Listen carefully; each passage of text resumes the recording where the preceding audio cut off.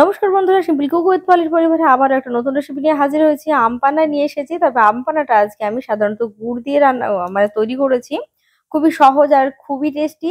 তো তোমাদের অনুরোধ করবো ভিডিওটি স্কিপ না করে শেষ পর্যন্ত তোমরা দেখো, আর এইভাবে অবশ্যই বাড়িতে বানিয়ে খাবে, খেতে কিন্তু দুর্দান্ত।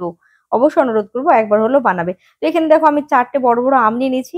আমি বেশি নেওয়ার কারণ হচ্ছে আমি কিভাবে সংরক্ষণ করবো সেটা আমি তোমাদের পরে দেখিয়ে দিচ্ছি। তো এর সাথে যে আমি গুড় ব্যবহার করবো সেই গুড়টা দেখে নাও। অবশ্যই আমটা কিরকম টক তার উপর কিন্তু নির্ভর করবে গুড়টা তোমরা কতটা নেবে। তো এখানে আমি সবটা গুড় নেবো না। এখানে আমি যেভাবে মানে যতটুকু পাল্প নেবো তার হিসেব করে কিন্তু এখানে গুড়টা নেবো। তো এখানে হচ্ছে আমগুলো খুব ভালো করে আগে ধুয়ে নেবো। ধুয়ে নেওয়ার পরে এখানে দেখো জল দিলাম। জল দিয়ে এবার আমটাকে খুব ভালো করে সেদ্ধ করে নিতে হবে। তো আমটা সেদ্ধ হতে খুব বেশি সময় লাগবে না, প্রায় 6 থেকে 7 মিনিট মতো সেদ্ধ করলে কিন্তু খুব ভালোভাবে সেদ্ধ হয়ে যাবে। তবে কি, যখন এটা রান্না হবে তখন কিন্তু এটাকে উল্টে পাল্টে ভালো করে সেদ্ধ করে নিতে হবে। তো দেখতে পাচ্ছ আমের একটা হালকা কালার চলে এসেছে।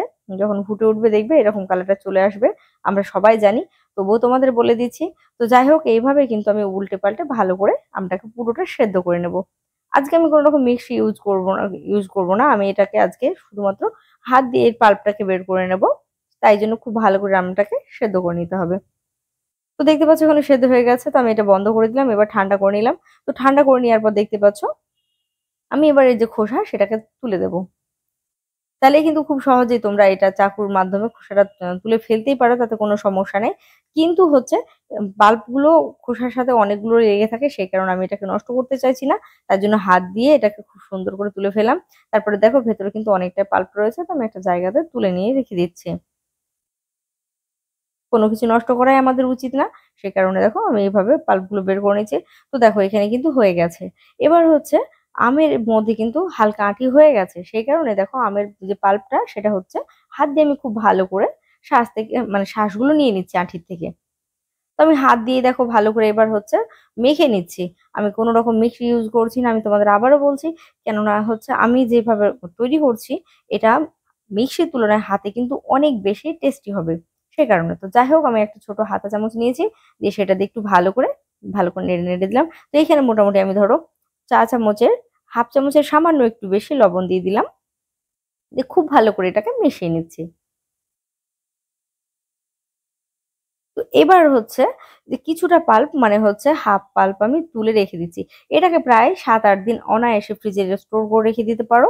আর তোমাদের পছন্দ মতো কিন্তু তোমরা এটাকে পরিবেশন করতে পারো। তো এখানে সামান্য গোলমরিচের গুঁড়ো দিলাম, আর সামান্য একটুখানি দিয়েছি লঙ্কা বাটা, আর দিয়েছি হাফ চামচের একটু কম বিট নুন।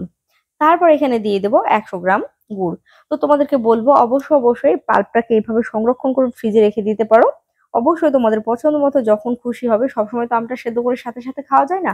কিন্তু ফ্রিজ থেকে বের করে নিয়ে সাথে যেহেতু লবণ দেওয়া রয়েছে, বাকি উপকরণগুলো অ্যাড করে নিলে কিন্তু খুব সহজেই কিন্তু আম পান্নাটা তৈরি করে নিতে পারবে।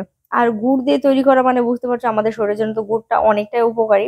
তো এখানে হচ্ছে খুব ভালো করে এই উপকরণগুলো মিশিয়ে নেওয়ার পর হচ্ছে দিয়ে দেবো আমি নর্মাল জল।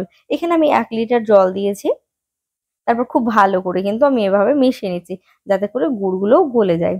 আর দেখতে পাচ্ছ এই যে গোটা গোটা রয়েছে, যখন এগুলো খাবো না মানে আম পান্নাটা যখন পান করবো সরি, তো তখন হচ্ছে এগুলো মুখে পড়বে আর খেতে কিন্তু দুর্দান্ত লাগবে।